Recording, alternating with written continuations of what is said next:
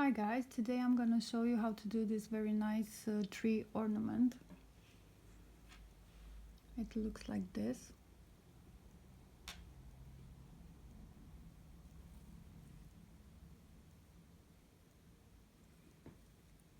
So let's begin. For this tutorial I'm gonna use this blue cotton yarn so you can see very well the stitches, but you can use any yarn you like. So for row 1 we need to do a magic ring and we need to do 6 single crochet.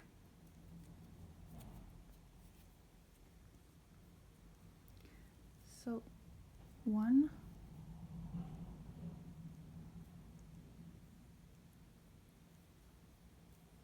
2, 3, 4, 5 and 6. We close the ring, and now for row 2 we will do a slip stitch and we will chain 1. This will count as our first stitch. Now we need to do 2 single crochet in the same space, so we will do another single crochet in the slip stitch space, and we have 2, and we continue on until the last stitch. So we have 3, 4, 5, 6, 7, 8, 9, 10, 11 and 12. This is the total number of stitches that we need to have. As you can see, we still have 1 stitch that we will not work. We will do a slip stitch in the first chain one space. Okay. For row 3 we need to do 1 single crochet and 2 single crochet in the next space. So we will chain 1, this will count as our first stitch, and we do 2 single crochet in the next space. We place our marker in the first chain 1 space, and we continue like this until the end of the row. At the end of the row we need to have 18 stitches around. As you can see, we still have 1 stitch that we will not work. So we will slip stitch into our next stitch. And now for 5 rows ahead we need to do single crochet around. So we will start with chain 1, this will count as our first stitch, and we will single crochet all the way into until our first stitch. We will not work the last stitch on our chain, we will slip stitch into our first chain 1. I have done the 5 rows. Now for row 9 we need to chain 1, this will count as our first stitch. Now we will do 2 single crochet into the next space. So this is 1 and this is 2. We place the marker and we will continue until the end of the row with 1 single crochet and 2 single crochet into the next space. For the last row, row 10, we need to do 1 single crochet around.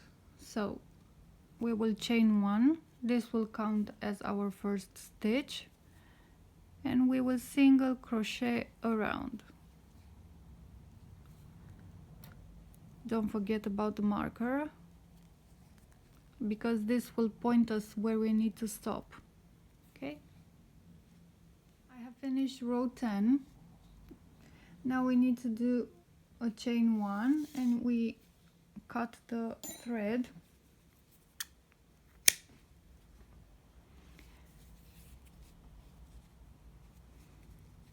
And now we will sew this thread inside.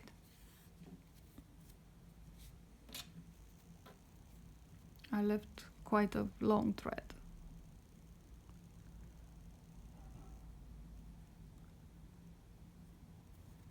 Okay. I will turn the work upside down. And now you need to insert your needle into the first space, so here, and into the next loop.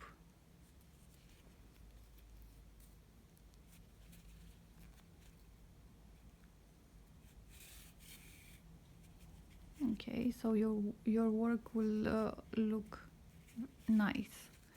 And now you need to grab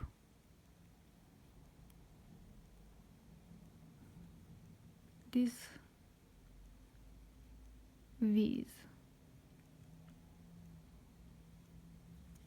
So only the front stitches.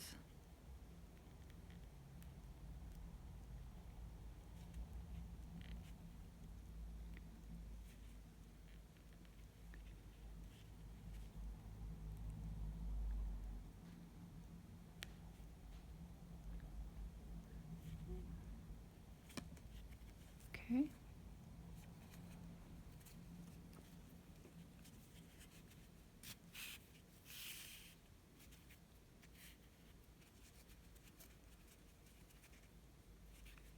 And it looks like this.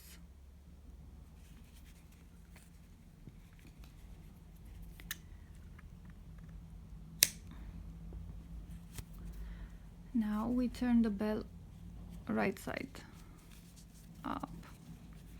And we need to do a hanger.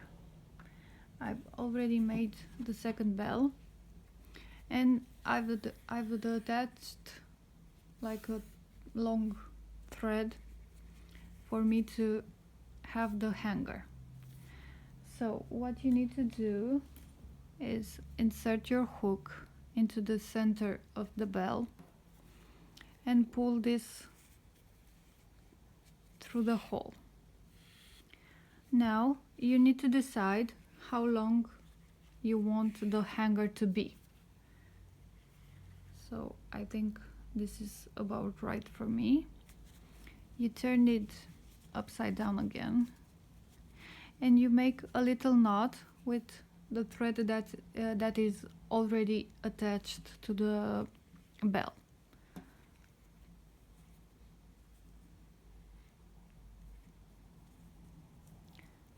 So it will be secure. And now you will sew this tail into the body of the bell.